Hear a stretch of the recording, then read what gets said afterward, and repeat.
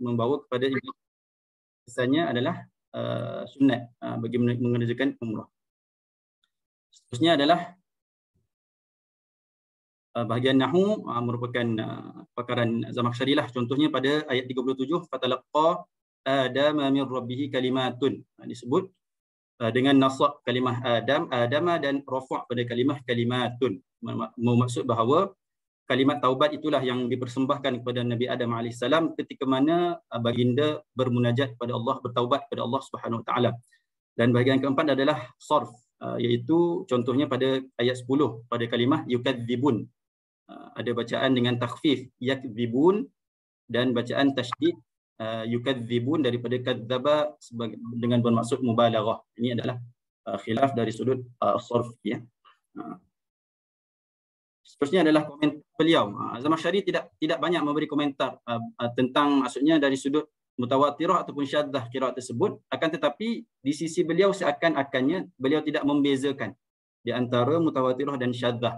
Bahkan semua qiraat itu adalah seakan-akan samalah di sisi beliau. Itu sesuatu yang perlu diperhatikanlah apabila kita membaca dari sudut dalam Al-Kasyaf.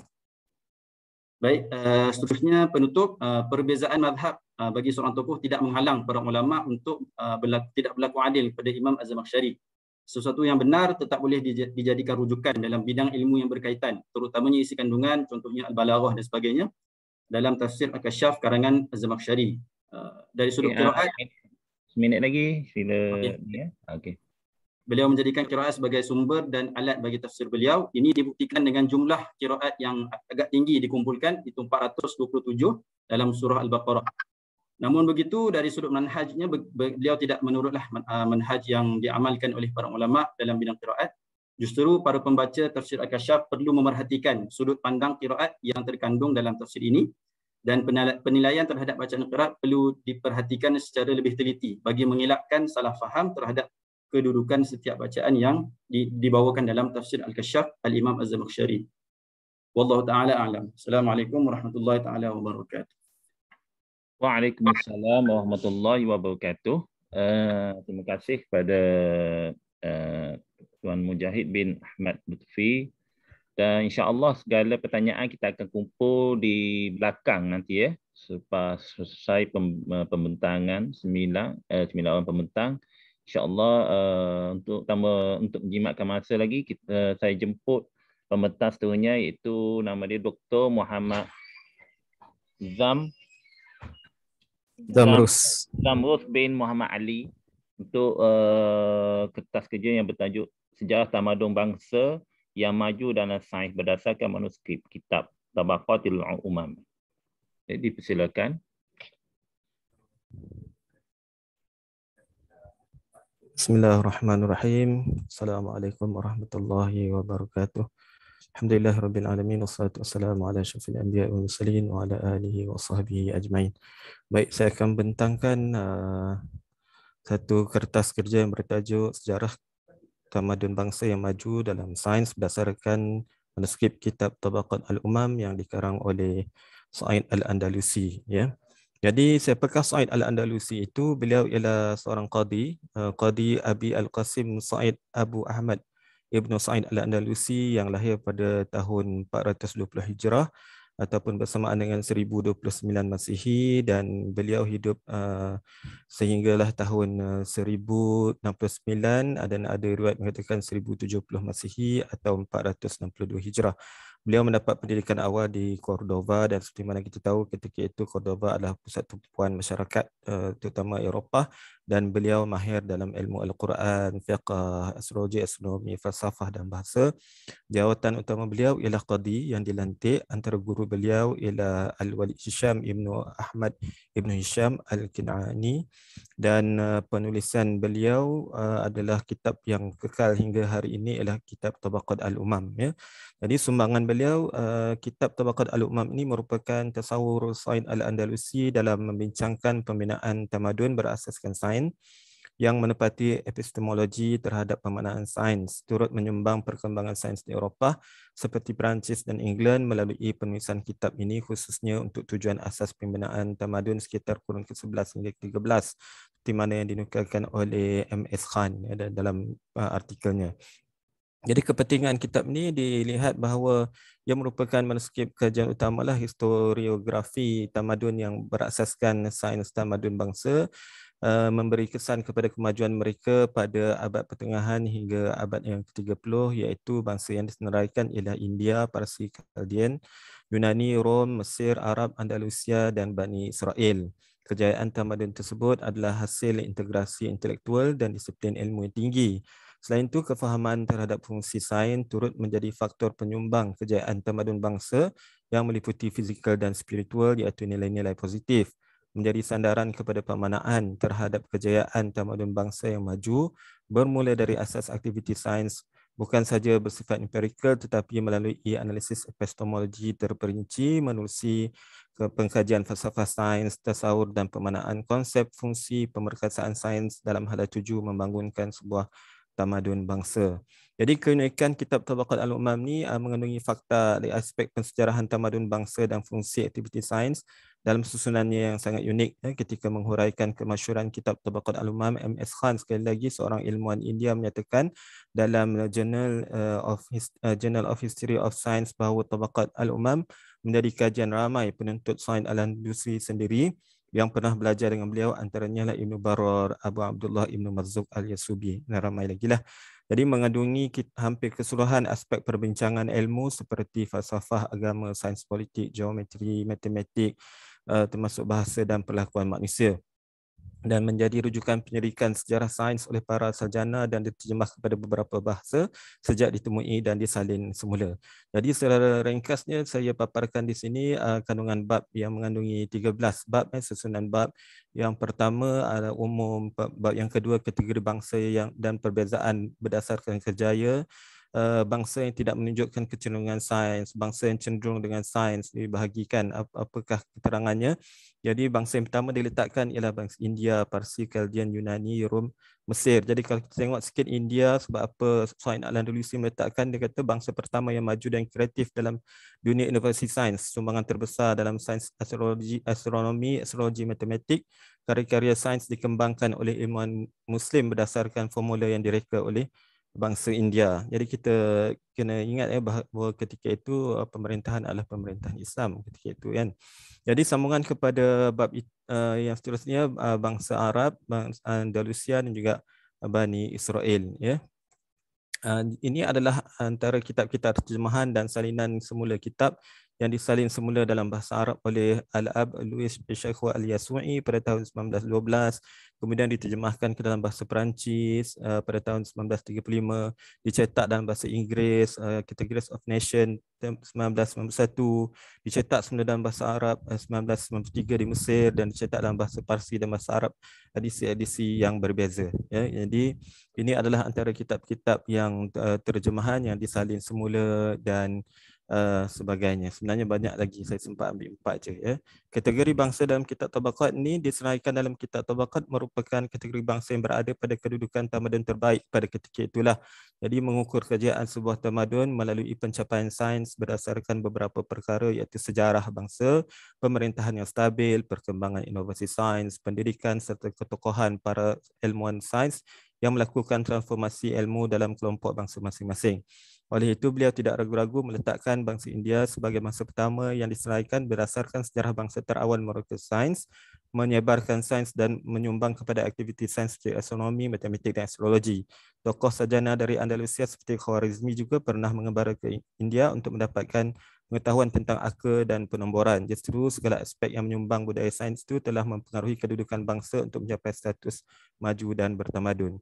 Susunan bab dalam kitab Tabaqat Al-Umam menggambarkan bahawa pencapaian sains dalam tamadun bangsa bermula dengan tamadun India, diikuti oleh Parsi, Chaldean, Greek, Rom, Mesir, Arab, Andalusia dan Bani Israel. Sains Andalusi meletakkan turutan bangsa ini berdasarkan kajian sejarah bangsa yang terawal melakukan penerokaan sains. Dalam hal ini, penerokaan sains bangsa India sekali lagi mendahului bangsa-bangsa lain disebabkan pengaruh pemerintahan secara turun-temurun yang menyokong perkembangan ilmu-ilmu sains. Inovasi menggambarkan penciptaan suatu teknologi yang terhasil dan perkembangan akibat impak kepada proses penyelidikan sains. Contohnya, bangsa Parsi yang meminati astronomi sering mencerap bintang-bintang untuk mengkaji pergerakannya. Antara itu, suatu kaedah dan sistem dibina oleh Abu Ma'syar Ja'far bagi menghitung pergerakan semua bintang-bintang tersebut hingga mereka dapat menentukan pergerakan matahari serta kiraan bilangan hari setahun. Antara faktor perkembangan sains adalah disebabkan adanya perkongsian pakar dan pertukaran ilmu antara individu atau organisasi. Perkongsian ilmu dari bangsa lain kepada bangsa yang lain melalui penulisan, terjemahan, penghijrahan atas dasar ilmu adalah antara usaha penjanaan pembangunan. Jadi integrasi nakli dan akli kestabilan politik telah memberi perspektif yang jelas hubungan antara sains dan pengajian Islam yang lebih memberi manfaat dari aspek nilai intelektual seseorang dan manfaat untuk agama dan negara. Dalam kitab ini, beliau memanfaatkan kepakaran ilmu fiqh hingga menjawab jawatan sebagai qadi yang menyelaras hal ehwal Islam. Kemahiran beliau dalam sains astronomi pula telah memudahkan urusan pentadbiran sebagai qadi. Justru itu, kedudukan fungsi sains adalah bersifat memberi manfaat dan bermanfaat kepada perkembangan sains. Kitab ini juga telah membawa contoh bahawa budaya ilmu dalam tamadun seperti India, Parsi, Mesir dan Andalusia telah menjadikan faktor kestabilan politik dan pemerintahan jadi mengembang, luaskan budaya ilmu. Proses pendidikan rakyat menjadi teratur, malah banyak kemudahan awam disediakan seperti sekolah, pusat pendidikan dan peluang-peluang pekerjaan yang lain. Jadi kesimpulan, analisis mendapati untuk memastikan fungsi sains dan objektif pembelajaran sains difahami, apakah epistemologi dan falsafah sains adalah menjadi suatu kewajaran kepada penuntut institusi pendidikan untuk mempelajarinya supaya faham fungsi-fungsi kemuliaan yang wujud dalam aktiviti-aktiviti sains. Adalah perlu untuk mengetahui falsafah kebenaran sains supaya dapat membataskan kepercayaan Muslim dengan kepercayaan non-Muslim. Contohnya dalam hal falsafah ketahanan atau penyembahan objek di angkasa. Dengan mempelajari falsafah sains, seorang individu mampu memahami hakikat sebenar alam dan penciptaannya, malah akan lebih memahami matlamat sains. Kajian juga merumuskan bahawa sains pada era Said Al-Andalusi merujuk secara langsung kepada segala pengetahuan dan kemahiran yang diperolehi oleh individu melalui proses yang tersusun. Antaranya ialah melalui penyelidikan, pembelajaran serta pengajian melalui disiplin ilmu berasaskan kerohanian yang menjadi manifestasi utama dalam usaha pembinaan tamadun. Jadi saya petik sikit kata-kata Said Al-Andalusi yang katakan bahawa tabaqat yang cenderung kepada ilmu sains terdiri daripada golongan yang dipilih oleh Allah SWT daripada sekalian makhluknya. Mereka telah memfokuskan perhatian untuk mencapai penyucian jiwa yang mampu memperbetulkan perilaku seterusnya memajukan suatu bangsa itu. Mereka tidak mengindahkan apa yang dicapai oleh bangsa Cina, Turki atau bangsa-bangsa lain yang jiwa mereka sentiasa bergolak dengan kemarahan dan hanya berbangga dengan kekuatan fizikal semata-mata ketika itu, ya. Bangsa-bangsa itu perlu tahu bahawa mereka berkongsi kualiti yang sama dengan haiwan, malahan dalam perkara-perkara tertentu kemampuan haiwan dilihat melebihi kemampuan mereka. Contohnya dalam konteks pembinaan yang teliti dan berbentuk sempurna, lebah membuktikan kehebatan dengan menghasilkan sel-sel untuk menyimpan makanan, manakala labah-labah membina rumah mereka dengan menggunakan bebenang yang dijalin secara halus membentuk bulatan yang meminta antara satu sama lain. Itu saja daripada saya. Assalamualaikum warahmatullahi wabarakatuh. Waalaikumsalam warahmatullahi wabarakatuh. Terima kasih pada Dr. Muhammad Zamrus tentang mengenai sejarah tamadun bangsa. Jadi insya-Allah tanpa membuang masa saya akan menjemput seterusnya pembentang seterusnya iaitu Dr. Muhammad Syukri Muhammad Senin untuk paper yang bertajuk Analisis Kaedah Pengajaran dan Pembelajaran IQA secara online. Okey, dipersilakan.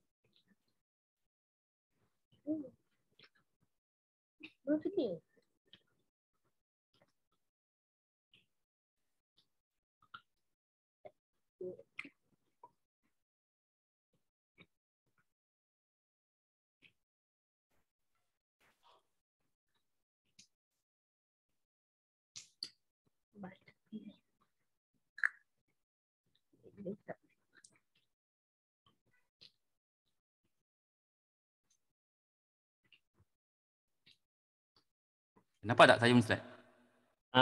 Nampak. Assalamualaikum warahmatullahi wabarakatuh. Alhamdulillah alamin. Wassalatu wassalamu ala asyrafil anbiya'i wal mursalin wa ala alihi wa sahbihi ajma'in. Terima kasih kepada moderator. Tanpa membuang masa, saya teruskan dengan saya punya perkongsian. Okay, daripada tajuk yang saya nyatakan di sini, kalau semua dapat lihat, adalah analisis kaedah pengajaran dan pembelajaran Iqra secara online di Malaysia menerusi saluran YouTube. Dalam pembentangan ini saya akan sharekan atau kongsikan berkaitan latar belakang kajian, objektif kajian, metodologi kajian, hasil kajian dan kesimpulan kajian. Daripada latar belakang kajian ini, iaitu kalau kita lihat yang pertama ni, Al-Quran merupakan satu sumber yang sedia maklum kita sebagai umat Islam, kita menjadikan Al-Quran sebagai sumber yang pertama lah dan utama. Dan semua ilmu-ilmu yang berkait dengan Al-Quran ni dianggap sebagai satu ilmu yang sangat mulia lah di sisi Allah SWT. Langkah untuk memahami Al-Quran, untuk mendalami Al-Quran, langkah pertama pastinya kena mengambil ataupun bermula dengan mempelajari cara membaca ayat-ayat Al-Quran. Dan terdapat beberapa kaedah lah yang digunakan oleh masyarakat Islam di Malaysia khususnya dalam usaha untuk mempelajari cara bacaan ayat-ayat Al-Quran ni. Antaranya yang dikenali ialah kaedah Iqra, kaedah Al-Baghdadi,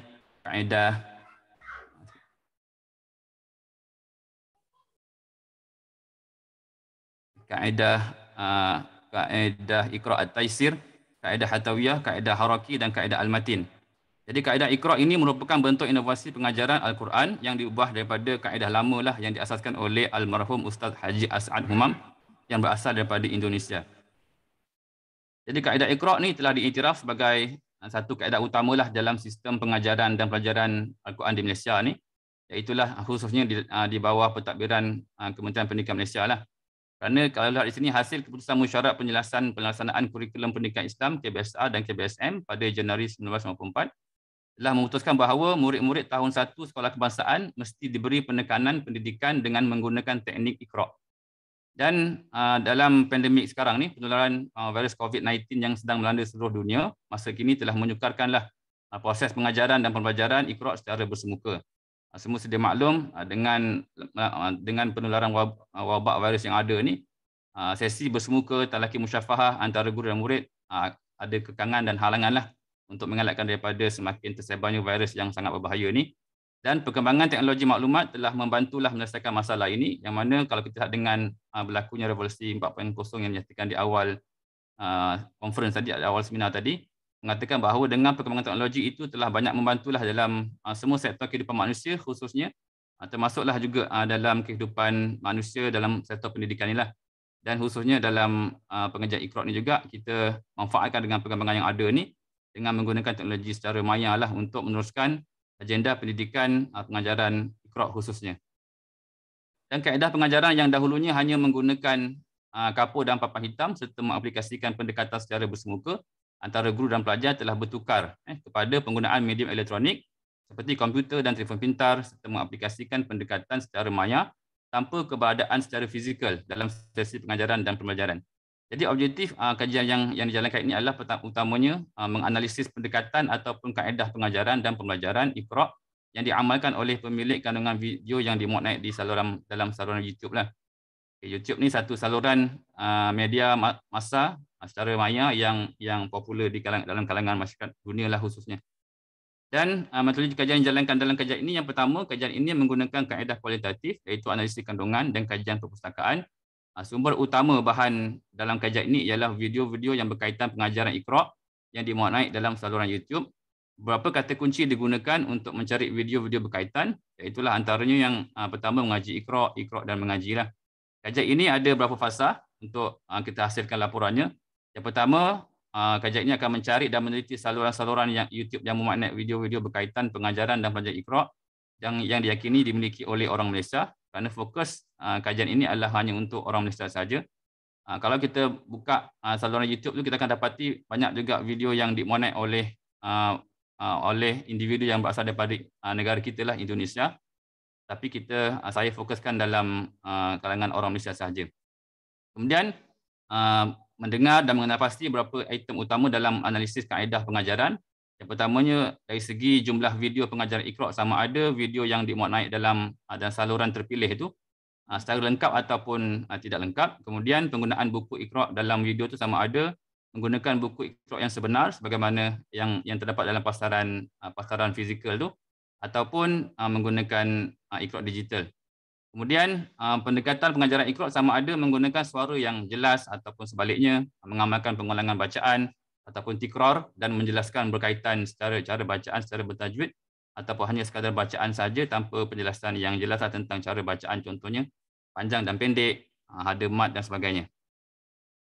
Jadi hasil kajian yang dijalankan ini, pengaji mendapati ataupun dapat menemuilah sebanyak 16 saluran YouTube, iaitu yang YouTube channel yang memuat video-video berkaitan pengajaran dan belajar Iqra yang dikenal pasti.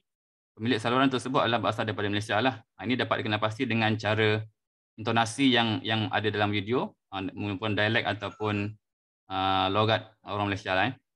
Kemudian saluran YouTube yang menjadi bahan utama kajian ini, sebagaimana dinyatakan di sini ada 16. Saya ada sediakan jadual di sini. Jadual yang pertama, kalau semua dapat lihat, di sini ada 16 lah saluran yang telah pun memaknai video berkaitan pengajaran atau pelajaran Iqra ini. Yang pertama tu belajar Al-Quran, Amin Azli, Mata Biji, sehinggalah yang ke-16, kelas mengaji Muhammad Azizi. Di situ juga saya ada sharekan jumlah pelanggan ataupun mereka yang mengikutilah secara rapat video-video pengajaran Al-Quran, khususnya Iqra inilah. Okay, kalau dapat lihat di sini, yang kedua, maklumat kuantiti video. Daripada 16 saluran yang saya jumpa, tidak semua saluran yang telah pun serius ataupun memaknai video-video berkaitan pengajaran Iqra, pembacaan Iqra ini. Hanya ada 5 sahaja saluran yang dapat lihat sini yang telah pun memaknai Iqra 1 sehingga Iqra 6. Iqra ni buku yang semua sedia maklum, ada 6 jilid ataupun 6 buku. Tapi dalam saluran YouTube ni tidak semua saluran yang telah memaknai video-video secara lengkap lah berkaitan pembacaan atau pembelajaran Iqra ini, hanya 5 saluran sahaja. Yang bakinya tidak lengkap. Ada yang hanya Iqra 1 sahaja dan hanya ada 1, 2, 3 dan sebagainya. Dan kemudian saya sharekan juga di sini maklumat kualiti video Iqra dari segi bahan yang digunakan dalam pembacaan atau pembelajaran Iqra dalam, iaitu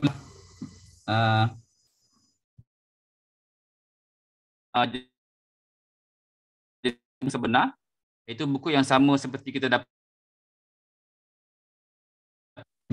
Kemudian buku dalam bentuk digital, dari segi susunan dan tulisannya sama, cuma diubah dalam bentuk digital. Dan kemudian yang ketiga, ada juga saluran yang telah menggunakan bahan yang telah diedit atau diubah dalam bentuk slide lah. Dan kebanyakan di sini banyak yang menggunakan digital, iaitu dalam bentuk anggaran 10 saluran. Yang menggunakan buku sebenar ada 5 jumlah saluran, dan yang menggunakan slide ni hanya 1 saluran lah daripada 16 saluran yang saya temui. Kemudian pendekatan mengenai Iqra yang saya jumpa di sini, ada 3 lah kaedah yang utama, iaitulah dari segi penggunaan ataupun suara yang jelas, kemudian bacaan yang berulang ataupun tikrar, kemudian adanya penjelasan tajwid, cara bacaan sama ada panjang, pendek, cara sebutan makhraj huruf dan sebagainya. Okay, kalau dapat lihat di sini, daripada 16 saluran yang saya temui ini, hanya 3 saluran sahajalah yang boleh dikatakan ada ketiga-tiga elemen ni, ketiga-tiga pendekatan ataupun kaedah pengajaran Iqra yang saya nyatakan. Dari segi kejelasan suara ni, semua saluran ataupun video YouTube berkaitan Iqra ni menggunakan suara yang dapat didengar dengan jelas. Kemudian bacaan berulang ni tidak semua menggunakan kaedah tikrar ataupun mengulang-ulang bacaan. Kebanyakannya tidak mengulang-ulang, hanya cukup sekali bacaan dan beralih kepada bacaan yang lain. Kemudian dari segi tajwid, banyak juga video yang tidak menjelaskan cara bacaan, contohnya kenapa panjang, adanya huruf mat dan sebagainya. Tetapi hanya 5 yang dapat didapati ni yang menggunakan ataupun menjelaskanlah, menghurai lebih lanjut berkaitan cara bacaan yang sebenar, kenapa dibacakan panjang, contohnya ada huruf alif, huruf waw atau huruf ya lah, huruf mat. Okey, ada 50 saat lagi ya. Ya. Ada 1 minit lagi. Okay, saya lajukan maklumat keseluruhan kajian. Daripada kajian ini kalau dapat lihat, saya himpunkan jumlah pelanggan ni dan jumlah tontonan tertinggi, 5 jenis buku, 1 muat naik Iqra dan markah yang saya tetapkan. Kalau dapat dapati antara saluran-saluran yang mendapat tontonan ataupun tempat untuk belajar Iqra yang tertinggi ini merupakan yang ada elemen muat naik buku set Iqra secara lengkap lah. 4 yang teratas tu, 3 saluran telah upload atau muat naik dengan lengkap lah, sehingga menarik minat ramai pelajar-pelajar untuk mendengar dan mengikuti bacaan Iqra. Okay, dan kesimpulannya ialah kajian ini dapat mendapati ada 3 kaedah pengajaran Iqra dalam YouTube ni. Itulah yang saya nyatakan, penjelasan suara, pengulangan bacaan, penjelasan hukum tajwid, selain itu penggunaan bahan pengajaran Iqra adalah dalam 3 bentuk, iaitu Iqra sebenar, Iqra digital dan bahan yang telah diubah dalam bentuk slide. Kemudian saluran YouTube yang memenuhi 3 kriteria utama sebagai kaedah atau pendekatan pengajaran Iqra mendapat jumlah langganan yang tinggilah, dan dalam masa yang sama mendapat sambutan yang sangat menggalakkan dari segi tontonan khalayak umum untuk dijadikan sebagai satu medium mempelajari bacaan Al-Quran melalui kaedah Iqra. Dan saluran yang menepati kriteria penggunaan buku Iqra sebenar, menepati kesempurnaan memenuhi kesemua ciri buku Iqra yang 6, dan menepati 3 kaedah, iaitu penjelasan suara, pengulangan bacaan dan penjelasan tajwid, hanya ada 2 saluran sahaja. Itulah saluran yang dinamakan AAH dan saluran kaedah pengaji PLBQ. Sekian sahaja saya punya perkongsian. Assalamualaikum warahmatullahi wabarakatuh. Terima kasih. Waalaikumsalam warahmatullahi wabarakatuh. Terima kasih kepada Dr. Muhammad Syafiq di atas pembentangan kata kerja tersebut. Dan seterusnya saya menjemput Dr. Muhammad Anwar Mamat untuk membentangkan kata kerja yang bertajuk Adab Guru dan Murid dalam Belajar menurut Syekh Muhammad Khatib. InsyaAllah dipersilakan Dr. Anwar.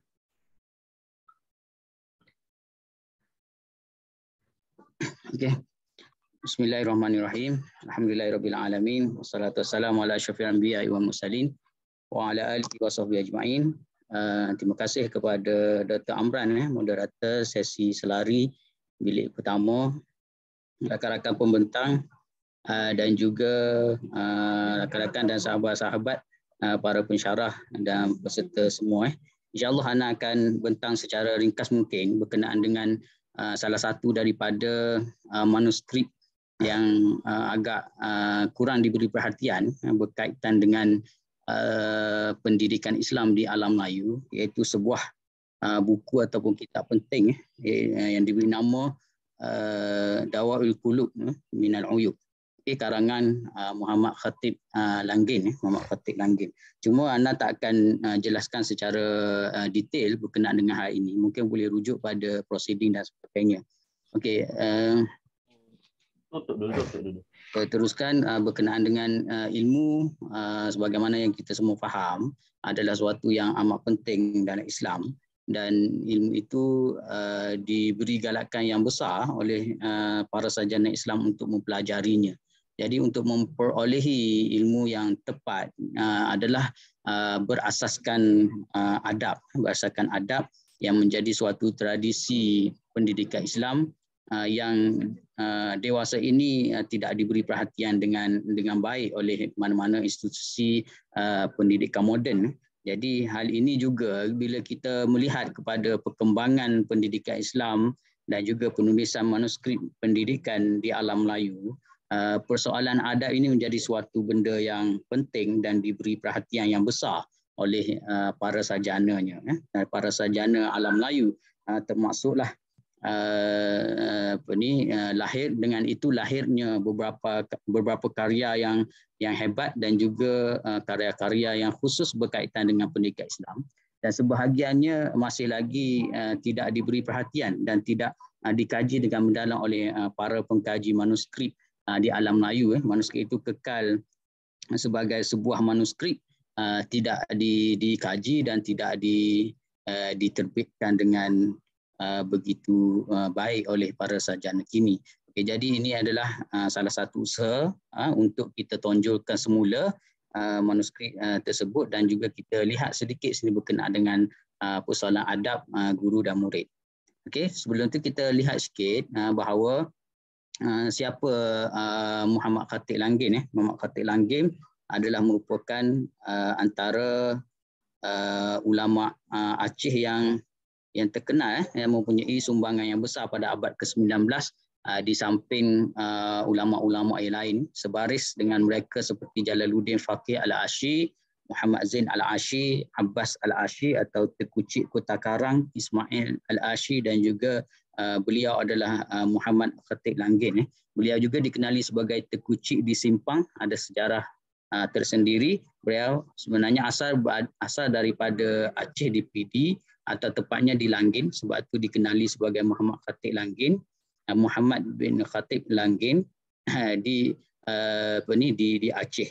Okey, nah boleh lihat beliau dilahirkan pada tahun 1176 Hijrah dan meninggal pada 1276 Hijrah. Makam beliau setakat ini dijumpai oleh para pengkaji sekarang ini di Tiupin Raya, di Aceh.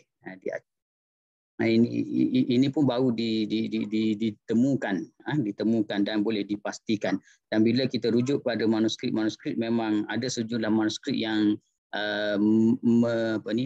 menjadikan Tiupin Raya ni sebagai tempat dan juga sebagai salah satu institusi pendidikan pada zaman ini, khususnya pada abad ke-19 ini.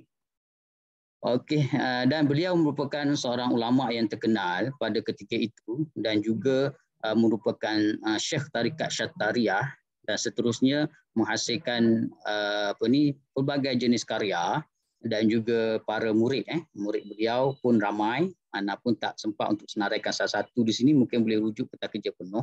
Dan antara karya beliau yang utama seperti Mi'rajus Salikin ila Martabat Wasilin, Asraruddin ahli yakin, Kuhus al-Muhaqqiqin, Dia al-Wara' ila Suluk Tariq al-Ma'bud al-Ali, Bustanus Salikin, dan juga karya yang kita bincangkan pada hari ini iaitu Dawa'ul Qulub minal Uyub. Tetapi sebahagian besar karya beliau ini tidak lagi diterbitkan dan masih lagi berstatus manuskrip, khususnya Dia al-Wara' dan juga Mi'rajus Salikin. Walaupun Mi'rajus Salikin itu dah ada kajian pada peringkat master, tetapi dia tidak diterbitkan sebagai sebuah kitab yang kita boleh tatap dalam sudut penerbitan yang moden lah.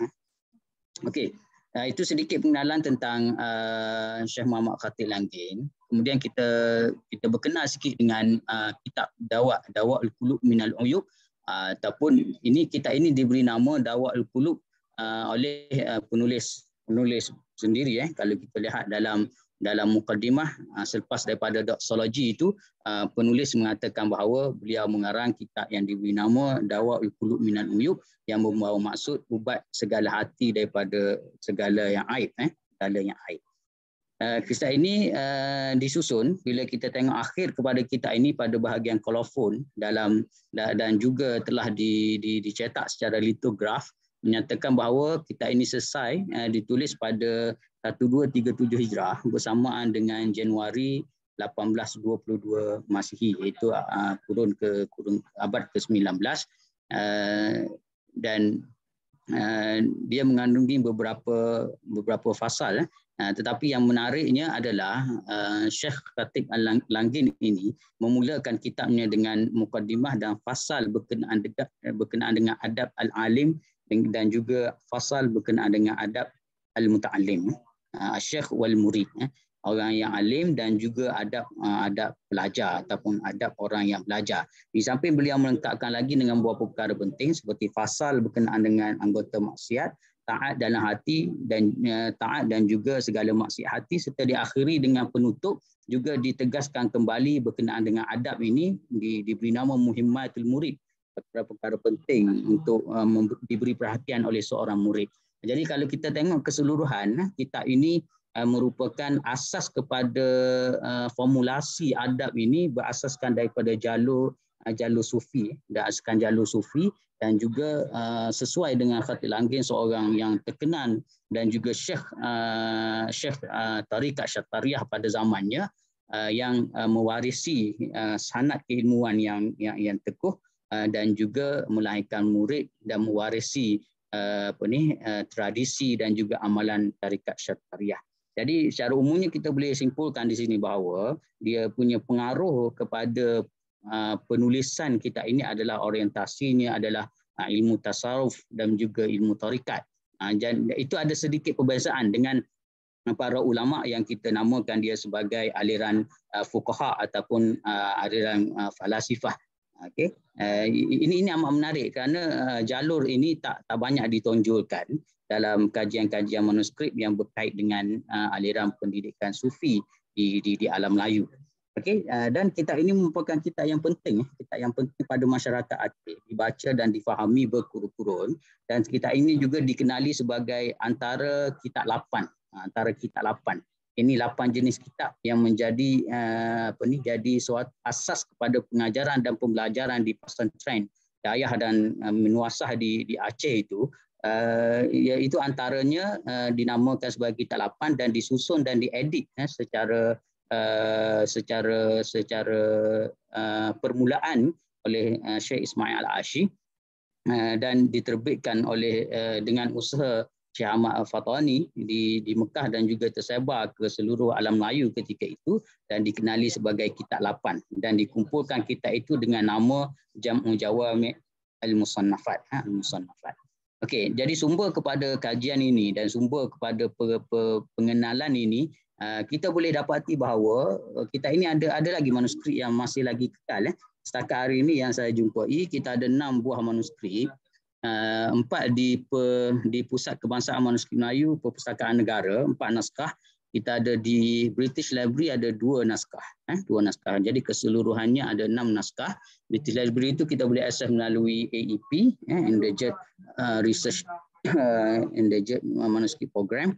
And then berkenaan dengan kita juga boleh jumpai beberapa litograf, litograf mana cetakan awal, cetakan batu itu yang masih lagi boleh diperolehi dan tersebar di Kelantan ada, di Kedah ada yang dikenali sebagai Jam'u Jawami' Musannafat. Musannafat.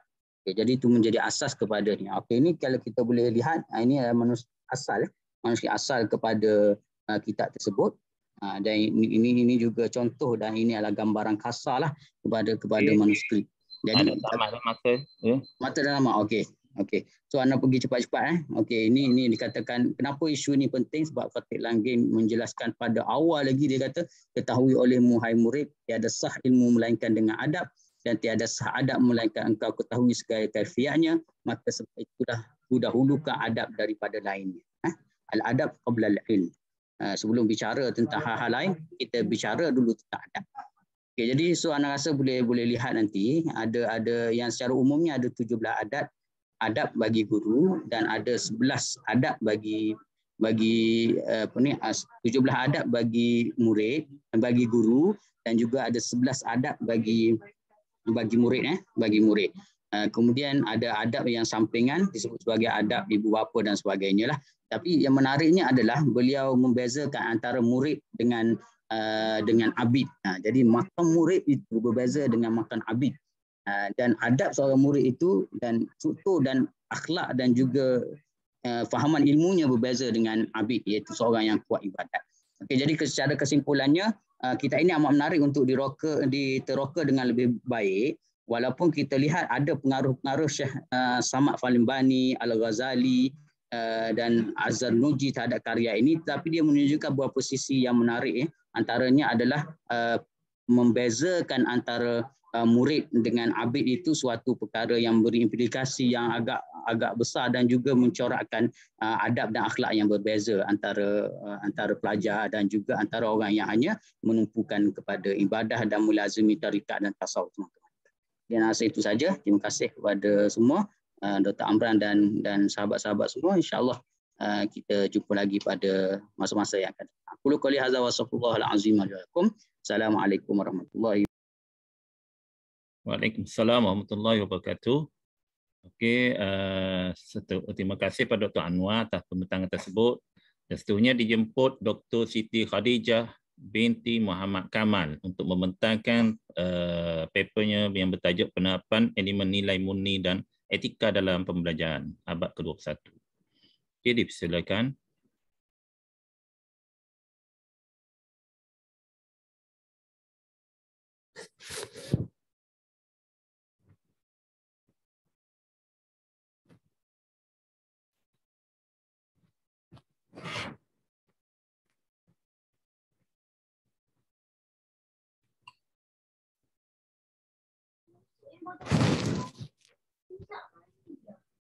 Okey, Dr. Siti Khadijah, ada ke? Ada ke kat sini? Ada apa-apa masalah?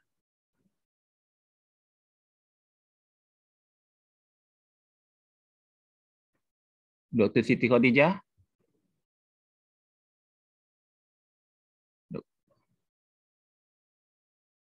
Okey, ada apa-apa masalah?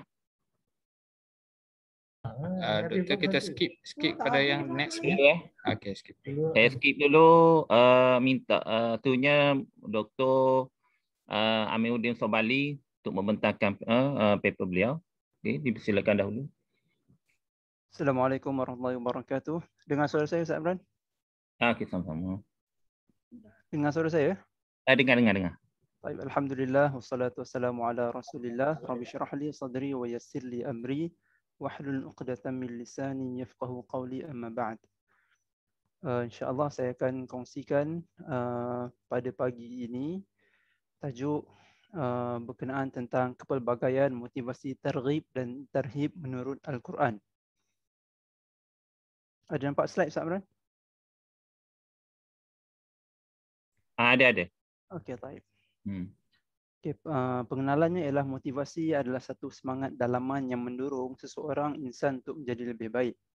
Dan motivasi ini sering dikaitkan dengan hal-hal kebendaan atau duniawi, seperti belajar rajin-rajin untuk masuk universiti, seterusnya menjamin kerjaya yang diimpikan, yang dicita-citakan.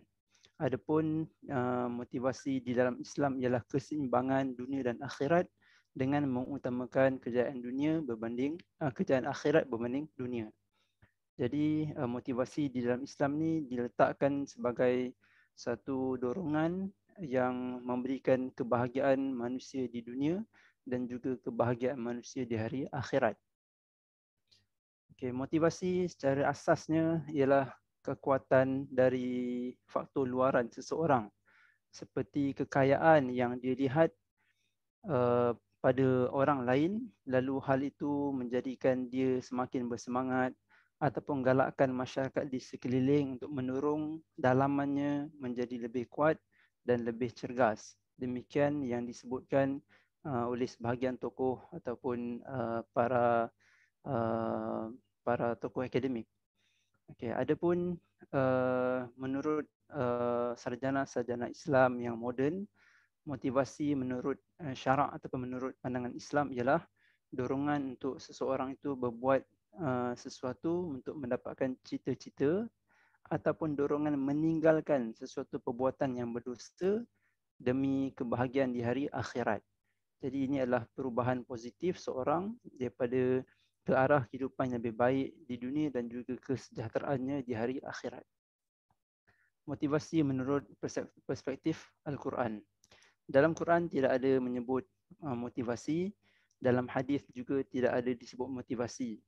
Tetapi istilah yang para ulama dulu hingga sekarang mereka gunakan ialah targhib dan tarhib. Targhib ialah galakkan untuk beramal, amal salih yang menjanjikan ganjaran-ganjaran pahala yang sangat besar, syurga, bidadari. Serta istilah tarhib iaitu ancaman yang menakutkan, sama ada ancaman di sebalik dosa yang dilakukan, sama ada ia dibalas di dunia ataupun azab neraka yang amat menakutkan di hari akhirat kelak. Dalam Al-Quran, kata Ibn Kathir, Allah Azza wa Jalla menggabungkan targhib dan tarhib supaya manusia tidak putus asa dan tidak berputus harap dengan Allah Subhanahu wa taala, baik kehidupannya di dunia ataupun kebahagiaannya di hari akhirat. Okey, demikian juga kata Asy-Syaukani dalam tafsirnya, Al-Quran menjelaskan tentang targhib iaitu galakan untuk orang beriman mentaati Allah Azza wa Jal, serta tarhib memberi amaran kepada golongan kufar ataupun fusaq yang menderhakai Allah Subhanahu wa taala. Dalam dunia motivasi dan juga dakwah, dakwah takkan boleh, dakwah yang sempurna tidak boleh dipisahkan antara targhib dan juga tarhib.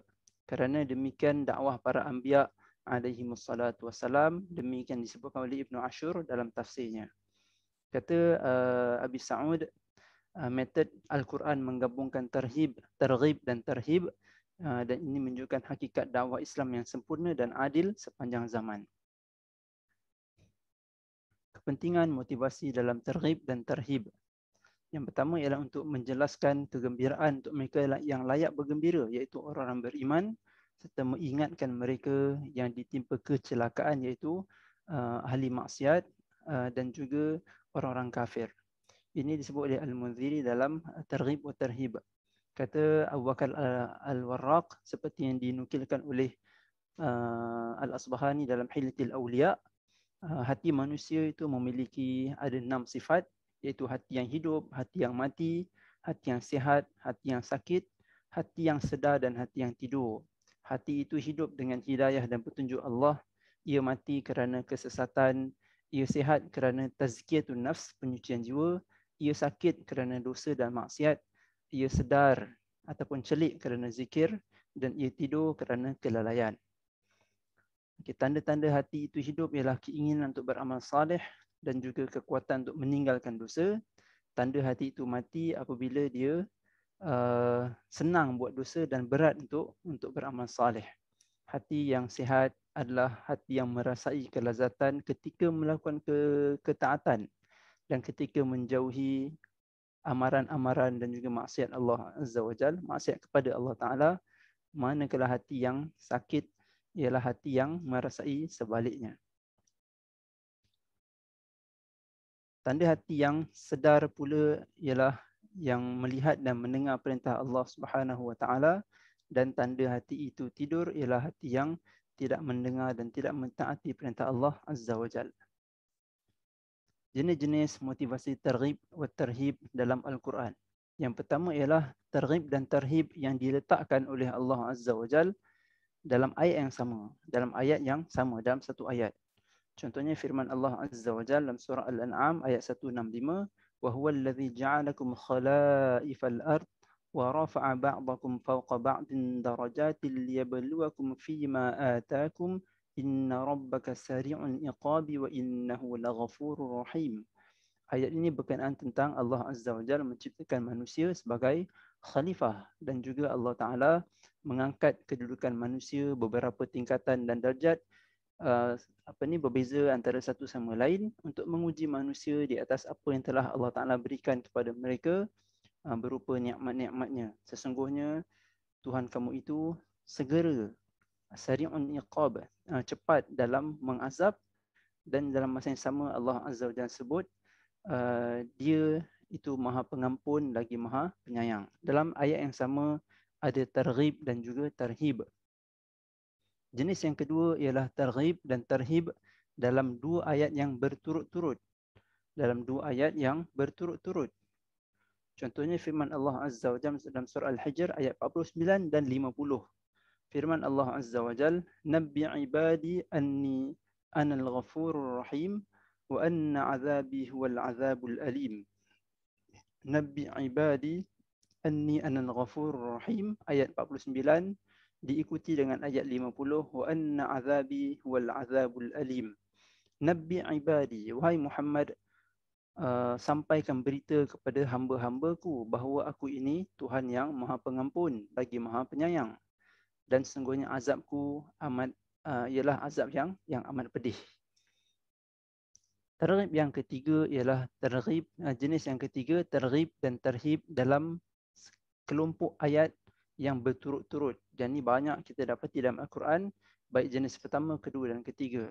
Firman Allah Azza wa Jal, فَأَمَّا مَنْ أَعْطَى وَاتَّقَى وَصَدَّقَ بِالْحُسْنَى فَسَنُيَسِّرُهُ لِلْيُسْرَى وَأَمَّا مَنْ بَخِلَ وَاسْتَغْنَى وَكَذَّبَ بِالْحُسْنَى فَسَنُيَسِّرُهُ لِلْعُسْرَى.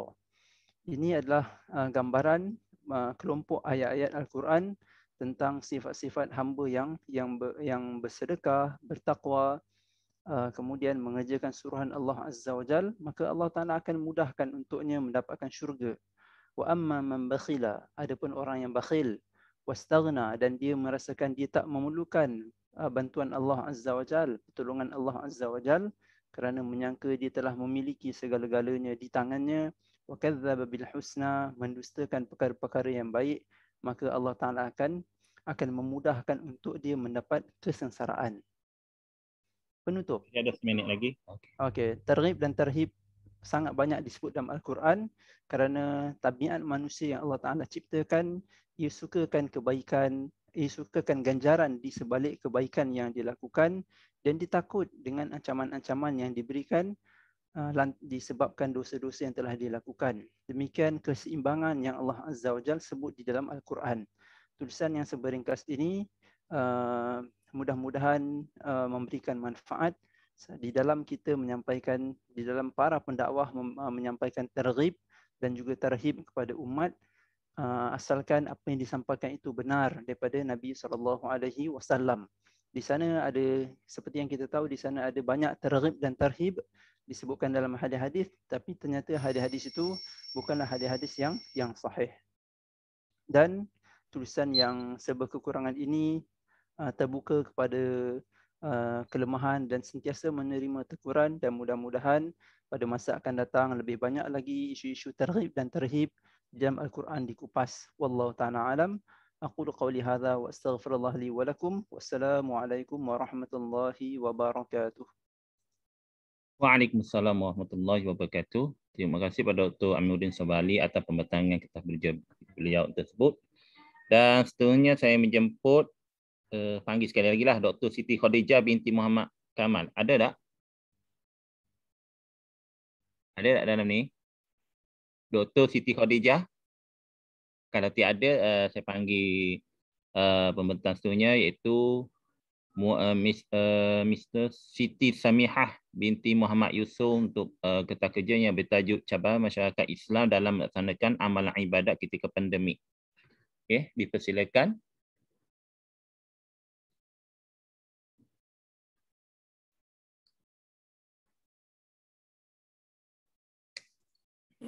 Assalamualaikum warahmatullahi wabarakatuh. Waalaikumsalam warahmatullahi wabarakatuh. Okay, saya boleh share screen? Ya, kita share.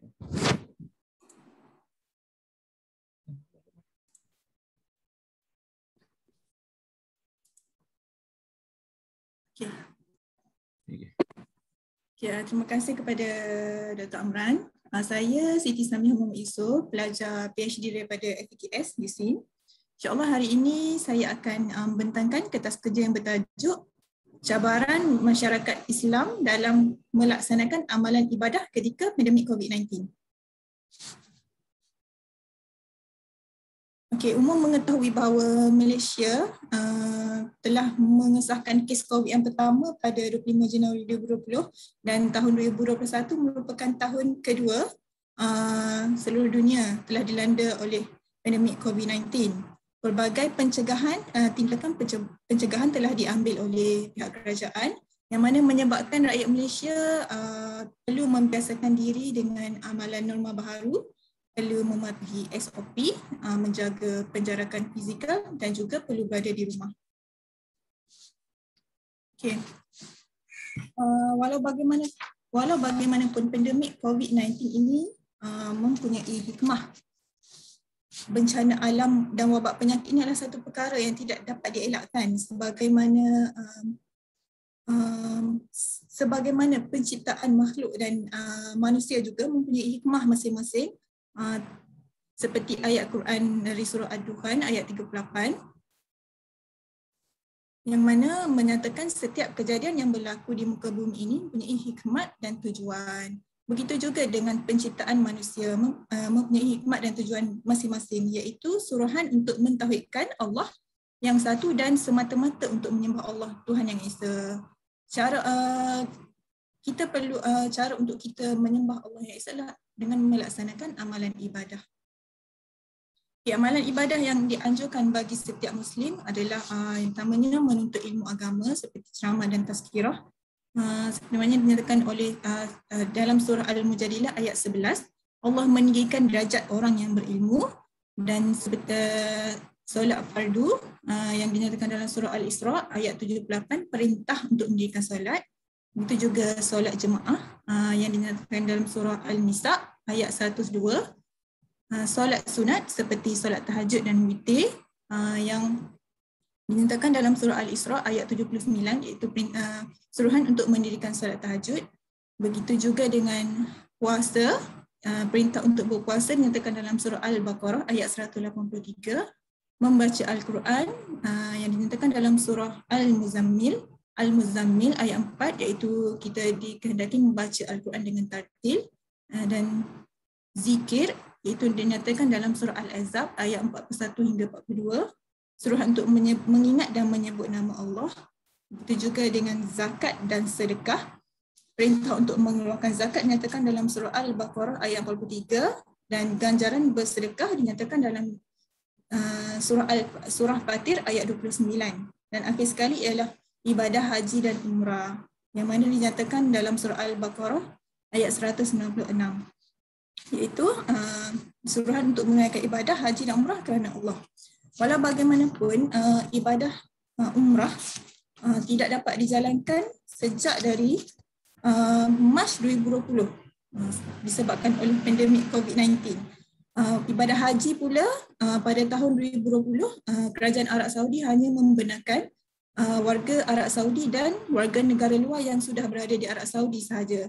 Lebih kurang 1,000 orang sahaja dibenarkan untuk menunaikan haji pada tahun 2020, manakala pada tahun 2021 seramai 60,000 orang yang dibenarkan untuk menunaikan haji bagi sama seperti 2020 bagi warga negara Arab Saudi dan warga negara luar yang sudah berada di Arab Saudi. Okay. Disebabkan oleh pandemik COVID-19 ni, pelbagai fasa tindakan pencegahan telah dijalankan oleh pihak kerajaan dan pelan pemulihan. Yang fasa tindakan pencegahan ni adalah PKP 1.0, PKPD, PKPP dan PKPP yang dilaksanakan pada tahun 2020. Manakala pada tahun 2021, PKP 2.0, PKP 3.0 yang dilaksanakan pada Mei 2021 dan selepas itu Perdana Menteri Malaysia yang ke-8 telah mengumumkan Pelan Pemulihan Negara PPN yang terbahagi kepada 4 fasa. Okay. Disebabkan oleh pandemik COVID-19, masyarakat Islam terutama di Malaysia telah menghadapi cabaran untuk melaksanakan amalan ibadah iaitu terutamanya aktiviti di masjid kerana terpaksa mematuhi SOP iaitu penjarakan fizikal dan tidak boleh berkumpul di satu tempat. Aktiviti di masjid seperti solat fardu berjemaah, solat Jumaat, aktiviti keagamaan seperti majlis ilmu dan juga majlis akad nikah dan kelas kafah. Aktiviti di bulan Ramadan dan aktiviti perayaan di bulan Syawal dan bulan Zulkaidah. Okay, pada tahun 2020, aktiviti di masjid pada fasa awal pelaksanaan tindakan pencegahan, aktiviti di masjid tidak dibenarkan sama sekali kerana disebabkan oleh SOP yang ditetapkan oleh kerajaan. Walau bagaimanapun, pelaksanaan amalan ibadah dan aktiviti di masjid dibenarkan untuk dijalankan secara berperingkat mengikut tindakan pencegahan yang dijalankan pada ketika itu. Okay. Bagi tahun 2021, aktiviti masjid dibenarkan mengikut SOP yang ditetapkan. Begitu juga dengan aktiviti di masjid pada bulan Ramadan. Pada tahun 2020 tidak dibenarkan sama sekali. Manakala pada tahun 2021, aktiviti pada bulan Ramadan dibenarkan mengikut SOP dengan mematuhi SOP yang ditetapkan. Begitu juga dengan aktiviti di bulan Syawal. Pada 2020, aktiviti bulan Syawal dan bulan Zulkaidah pada tahun 2020 tidak dibenarkan sama sekali. Manakala pada tahun 2021 aktiviti dibenarkan mengikut SOP yang ditetapkan. Okey, penyelesaian kepada pelaksanaan amalan ibadah di Masjid dan Surau ialah dengan mematuhi SOP dan dengan vaksinasi lengkap. Ni kita dapat lihat sekarang Negeri Sembilan alhamdulillah sudah berada di fasa keempat, fasa PPN keempat, yang mana kerajaan telah membenarkan kelonggaran peraturan bagi aktiviti di masjid dan surau. Okay, di sini kita dapat lihat parameter pelaksanaan Pelan Pemulihan Negara berfasa. Untuk fasa 1 dan fasa 2, aktiviti di masjid masih lagi tidak dibenarkan dan aktiviti solat dihadkan kepada 12 orang AJK masjid sahaja. Bagi fasa 3, aktiviti solat dibenarkan terhad kepada 50% kapasiti dan bertakluk kepada pihak berkuasa agama negeri. Manakala bagi fasa 4 aktiviti seperti solat Jumaat, solat Jumaat dan majlis ilmu dibenarkan mengikut keluasan masjid dan surau dengan mengikut ketetapan pihak berkuasa agama negeri. Okay, ini adalah indikator pilihan fasa PPN iaitu fasa keempat. Alhamdulillah Negeri Sembilan sudah berada di fasa keempat bersama dengan wilayah Persekutuan Labuan. Hanya 2 buah negeri sahaja yang berada di fasa keempat. Indikator yang mempengaruhi alam fasa adalah terbagi kepada 3, kes baharu harian, kadar penggunaan ICU dan juga populasi dewasa divaksinasi penuh. Seperti dapat lihat di sini, untuk vaksinasi penuh, wilayah Persekutuan Labuan dan Negeri Sembilan sudah mencapai tahap 90% ke atas. Okay, kesimpulannya adalah setiap kejadian yang Allah ciptakan di alam ini, termasuklah wabak, pandemik, bencana alam, manusia dan makhluk yang lainnya, mempunyai tujuan dan hikmah yang tersendiri.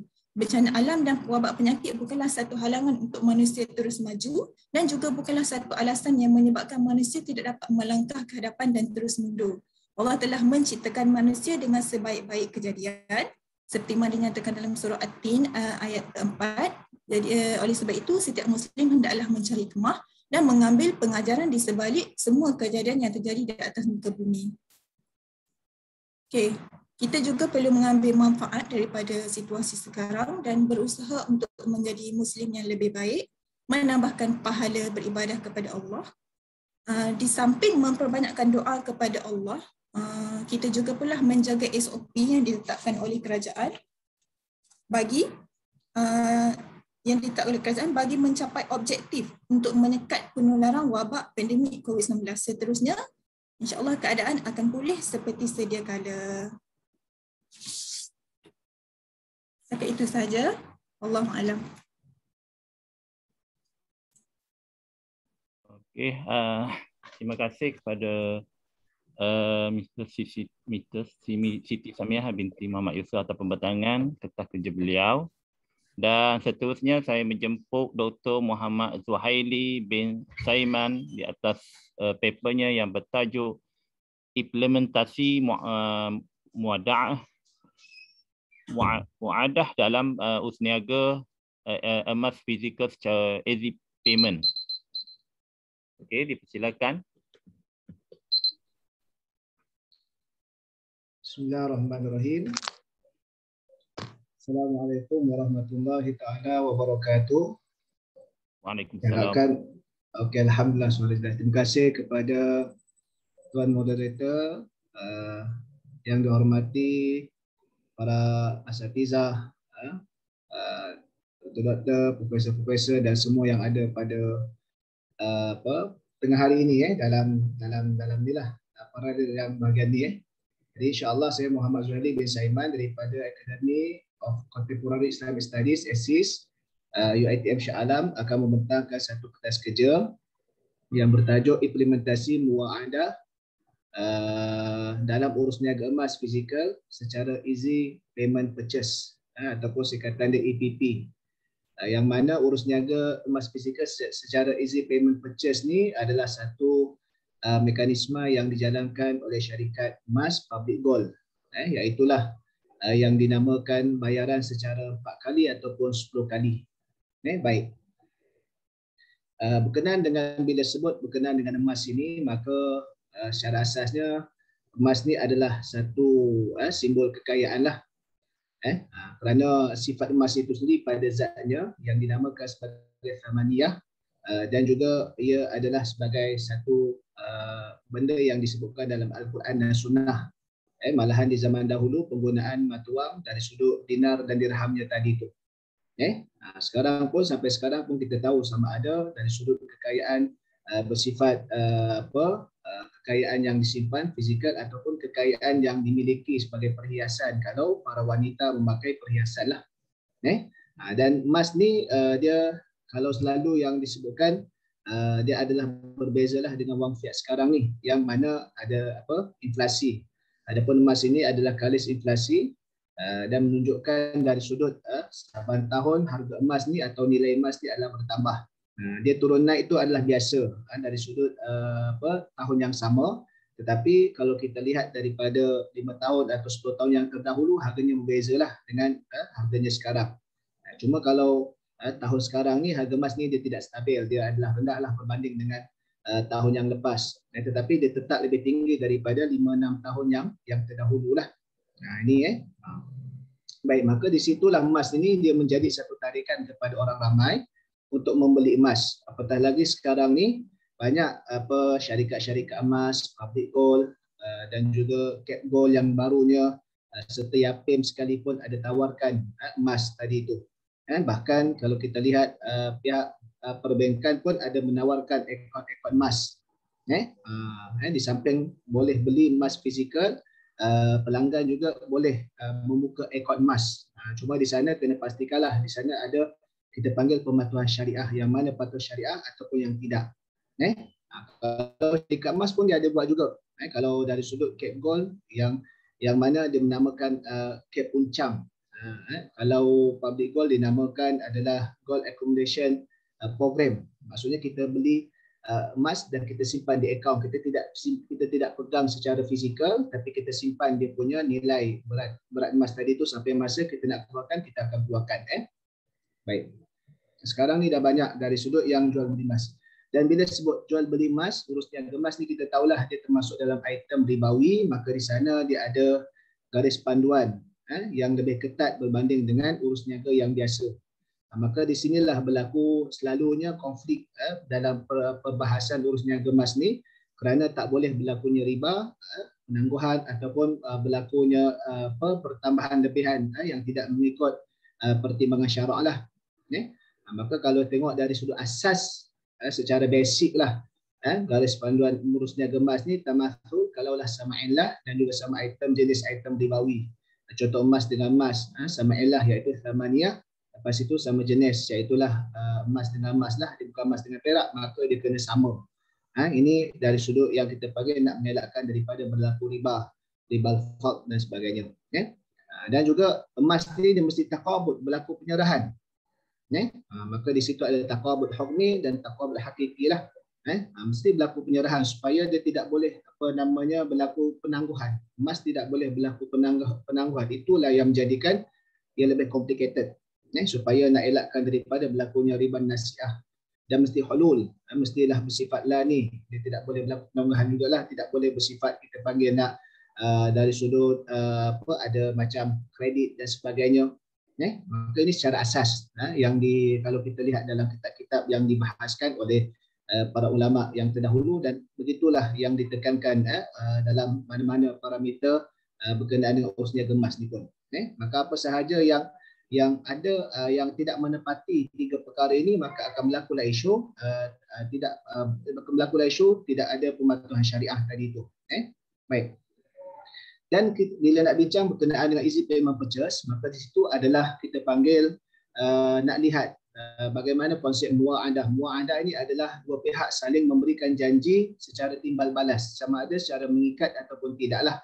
Ini juga ada perbahasan kerana di sana dalam konsep berjanji, sama ada janji yang asas wa'dun satu pihak yang tidak mengikat, ataupun wa'dani ataupun dua pihak yang berjanji yang tidak bersaling balas, yang tidak ada kaitan, ataupun dia namakan konsep muwa'adah, dua pihak yang saling berjanji yang ada saling balas di antara satu sama lain lah.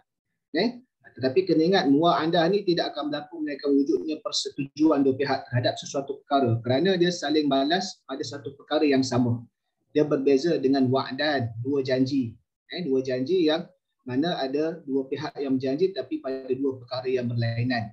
Dan konsep muwa'adah ini telah dibincangkan oleh para cendekiawan kita ni pada konteks-konteks yang melibatkan kita panggil instrumen-instrumen yang melibatkan jangka masa di hadapan lah.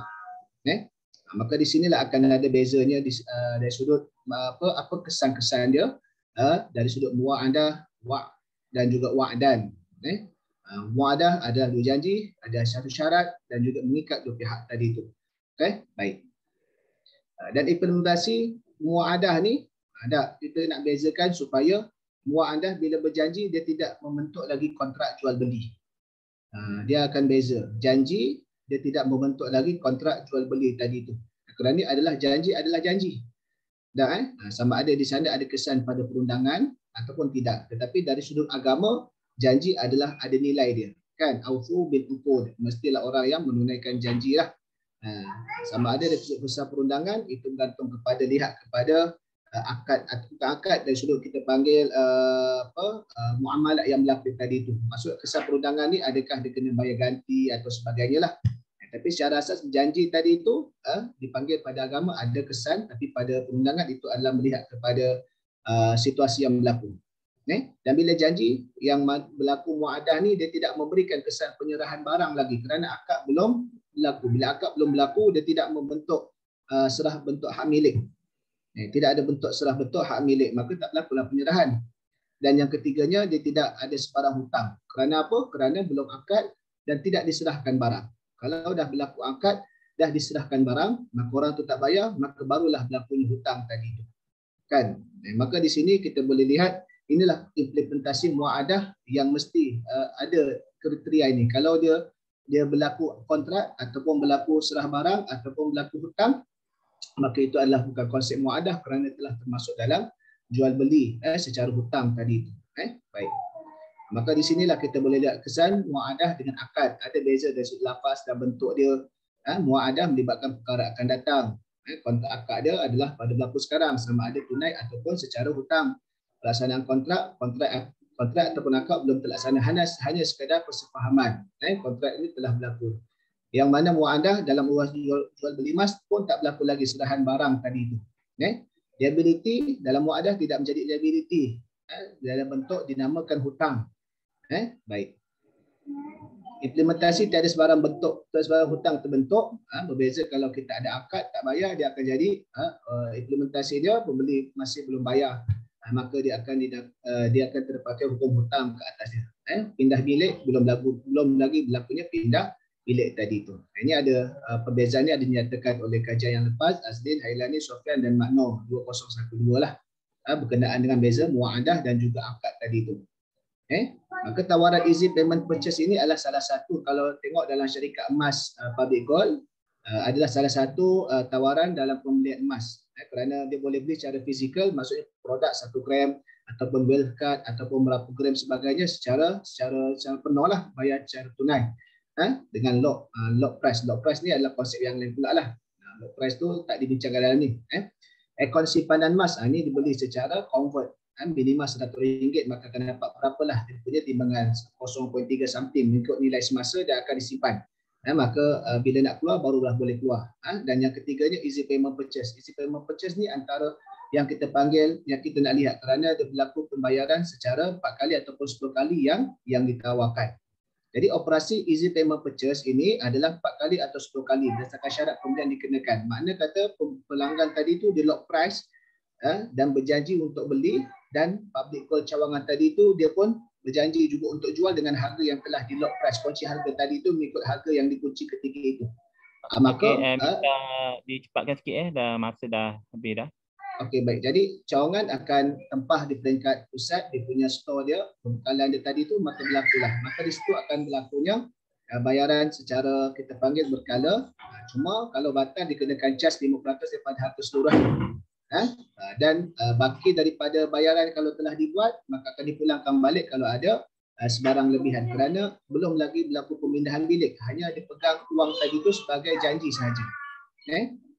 Maka analisis muadahnya kalau boleh lihat, berlaku kunci lock price, melibatkan perjanjian, tidak berlaku penyerahan lagi hak milik, cas pembetalan adalah bukan maksud ikat untuk akad, tapi sebagai konsep ganti rugi sahaja. Kalau ada lebihan, contoh tidak bayar sampai 9 kali, bulan yang last dia tak bayar, berlaku batal, maka dia akan tolak 5% daripada harga semasa, lebih akan diberikan kerana bukan berlaku pindah bilik lagi. Maka penutupnya, kalaulah muadah tadi itu bersifat perjanjian, bukan terbentuk akad, tak berlaku pindah bilik, maka itu dibolehkan, serta syarikat emas yang tawarkan ini mestilah ada emas tadi itu, bukan atas agen. Maka itu adalah paling penting dalam konsep jual beli emas. Kalau hanya sekadar dia menjanjikan angka tanpa ada emas, maka tak boleh. Tapi public gold dia ada dia punya store dia ataupun HQ safe dia tadi itu di Pulau Pinang, maka cawangan akan terus mengikat janji pula dengan HQ tadi itu untuk nak mendapatkan item tadi. Allahu a'lam. Terima kasih. Assalamualaikum warahmatullahi taala wabarakatuh.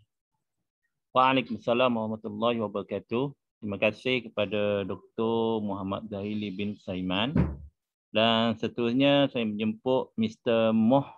Muhtada yang atas kertas kerjanya yang bertajuk Praktik Keberagamaan Pesantren di Pantua dan dijemput sekarang untuk membentangkan kertas kerja. Silakan.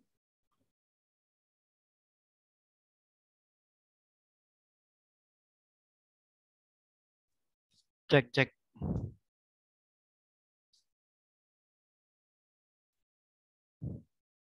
Oke, Assalamualaikum warahmatullahi wabarakatuh.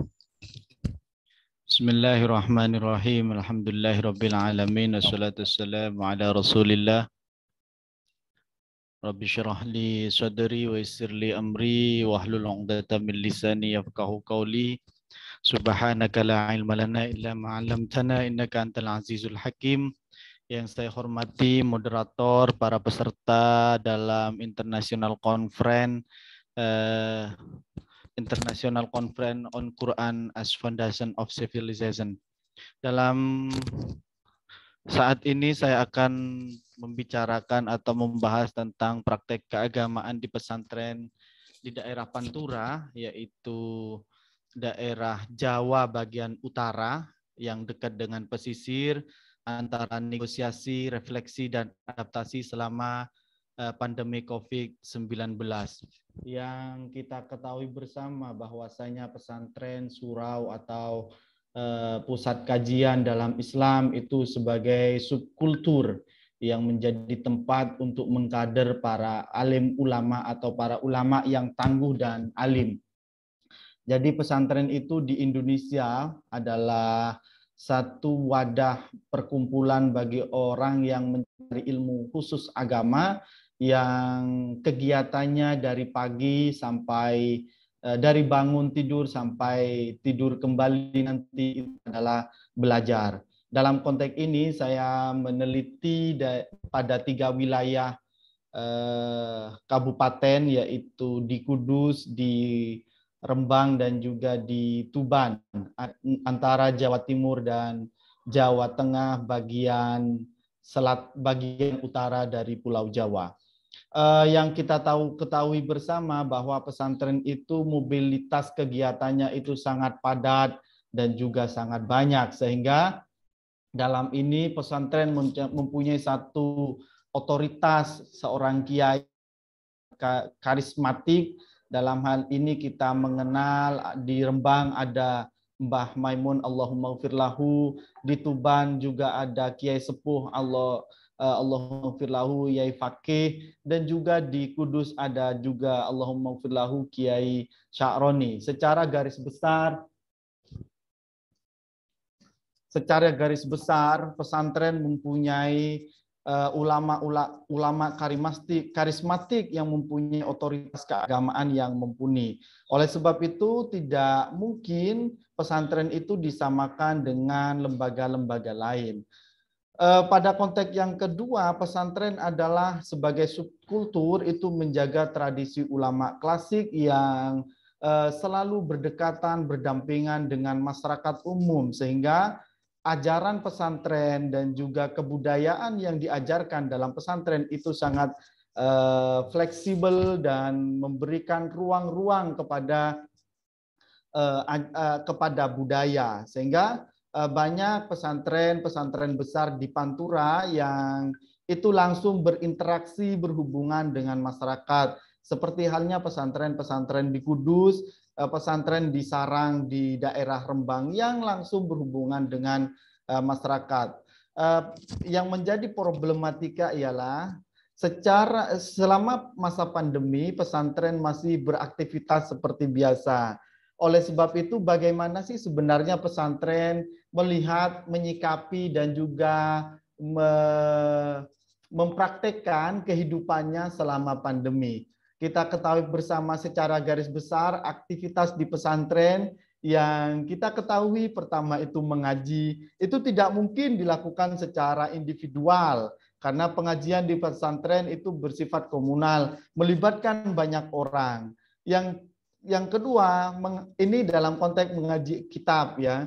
Ada juga yang mengaji Al-Quran yang juga dilakukan dengan cara belandongan yang melibatkan banyak santri. Ada juga sholat yang banyak dilakukan secara berjamaah. Karena seperti yang kita tahu fadilah sholat berjamaah itu sangat besar. Yang ketiga itu ada yang namanya muhadharah. Muhadharah itu seperti bahsul masail tingkat kecil yang melibatkan bisa antara kelas, bisa antara asrama, bisa antara angkatan. Yang itu melibatkan banyak kegiatan-kegiatan ini melibatkan mobilitas santri yang sangat intens. Sehingga apa sih sebenarnya yang dilakukan, disikapi dan diputuskan pesantren selama pandemi COVID-19. Apakah pesantren mengabaikan itu atau pesantren menjadi pelopor untuk menjadi garda depan atas penanganan COVID-19? Demikian beberapa gambaran umum tentang pesantren dan juga ulama di pesantren, kehidupan masyarakat di pesantren. Kita bisa menganalisis secara sosial hal yang bisa dianalisis dalam praktik keagamaan yang ada di pesantren. Dalam paradigma sosiologi kita bisa menggunakan Glock-Enstadt dan juga Glock-Enstadt ini meneliti tentang bagaimana religiusitas atau praktek-praktek keagamaan yang dilakukan masyarakat di pesantren. Ada juga teori Weber atau Weberian yang teori ini akan meneliti tentang tindakan perilaku sosial yang muncul di pesantren, apakah termasuk instrumental rasional, value rasional, efektif rasional atau tradisional rationality. Ada juga teori Talcott Parsons ya yang berbicara tentang adaptasi dan juga tujuan-tujuan melakukan hal keberagamaan yang ada di pesantren selama masa COVID-19. Sebenarnya secara garis besar ada 3 hal yang bisa ditemukan dalam respon pesantren dalam menghadapi atau kegiatan yang berkaitan dengan COVID-19. Ekspresi beragama santri ini itu bisa dikategorikan sebagai satu negosiasi, bagaimana mereka harus bertahan, harus belajar, dan harus bertahan dalam belajar, dan juga harus bertahan tinggal di pesantren selama COVID-19. Setelah itu ada proses refleksi. Proses refleksi ini itu satu proses bagaimana para masyarakat santri atau para santri itu mencurahkan, merefleksikan kemampuannya sama COVID-19 atau kompetensi yang mereka miliki selama COVID-19 dalam konteks tentunya keberagamaan atau ajaran-ajaran agama. Yang ketiga itu adalah proses adaptasi. Proses ini sudah memenuhi satu standar yang ditawarkan oleh WHO dan pemerintah Indonesia, tetapi juga melihat aspek-aspek kebudayaan yang ada di pesantren. Oke. Proses negosiasi, proses ini dilakukan oleh santri dengan cara membatasi mobilitas santri, karena yang kita tahu di 3 kabupaten atau pesantren besar di daerah Pantura itu berdekatan dengan lingkungan dan juga lingkungan masyarakat dan berinteraksi dengan masyarakat, maka ada pembatasan yang harus dilakukan yang diambil oleh pesantren sebagai satu negosiasi pesantren terhadap menghadapi COVID-19.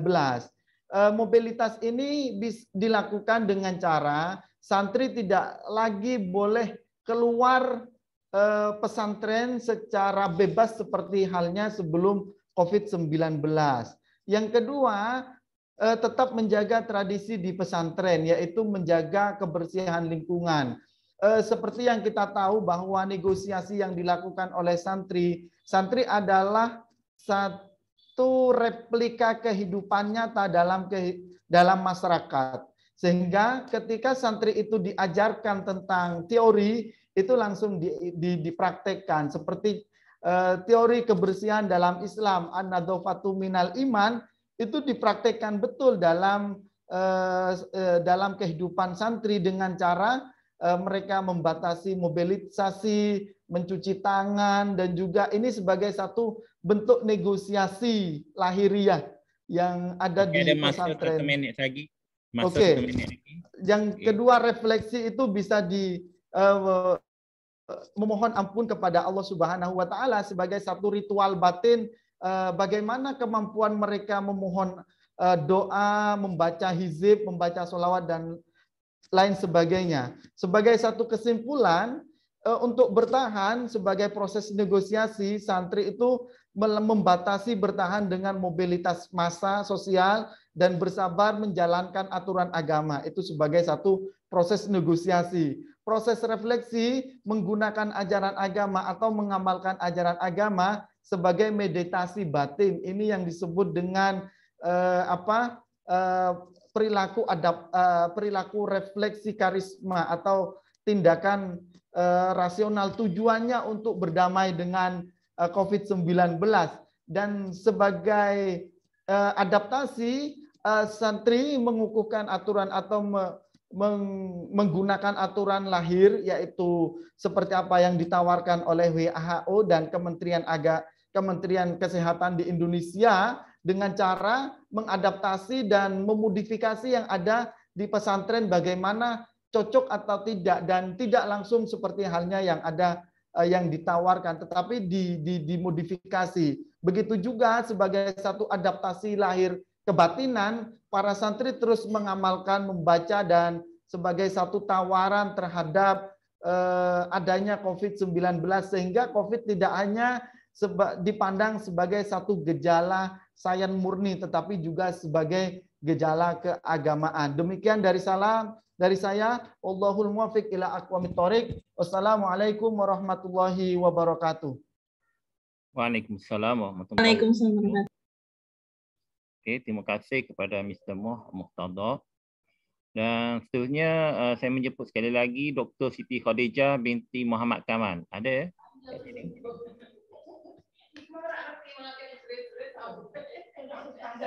Dr. Siti Khadijah binti Muhammad Kamal. Sekali lagi saya jemput sebelum saya tutup sesi ini. Ada tidak? Hadir tidak? Saya tengok punya kehadiran sekejap. Nampaknya macam tak ada dalam ni ya. Siti Khadijah.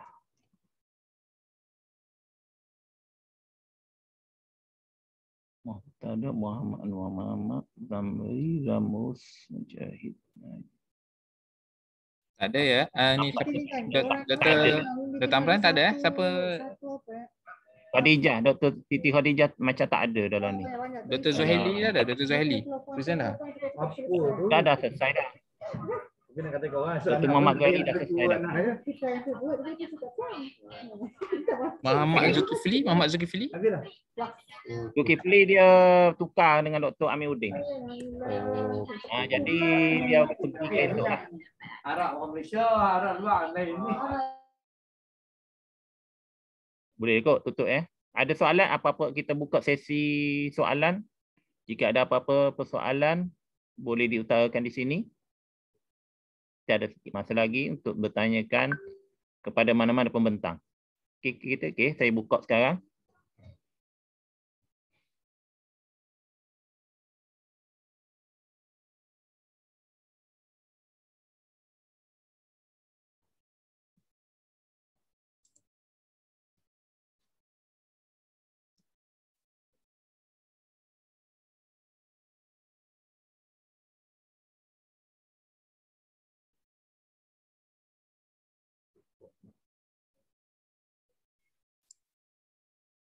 Tak ada ya?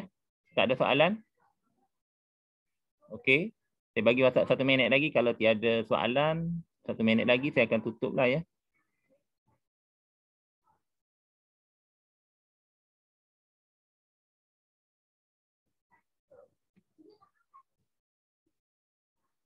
Dan nampaknya Dr. Siti Khadijah pun tak ada. Tak apalah.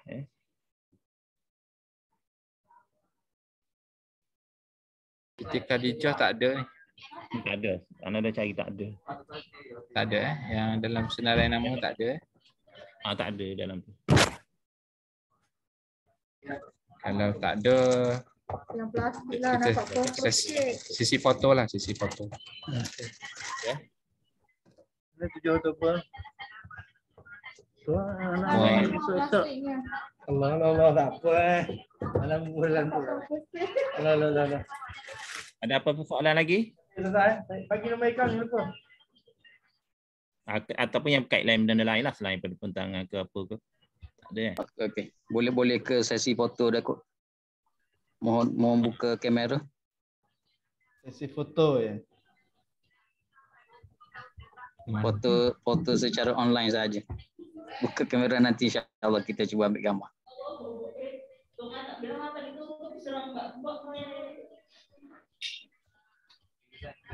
Alright.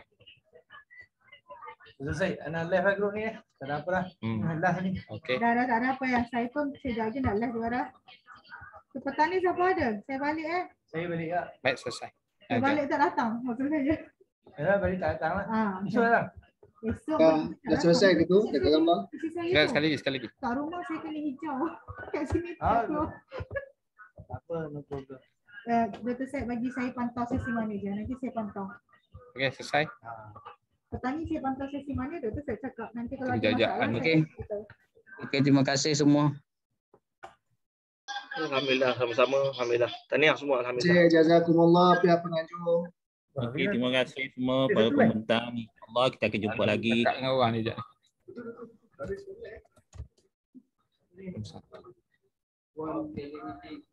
Syukran. Okey. InsyaAllah jazakumullah khairan. Amin. Okey, terima kasih semua pada semua pembentang. Allah kita akan jumpa lagi. Pada kita ada sesi petang, mohon masuk kalau ingin mendengar pembentangan untuk sesi petang. Link dalam jadual pembentangan. Okey, terima kasih semua bapak-bapak, ibu-ibu.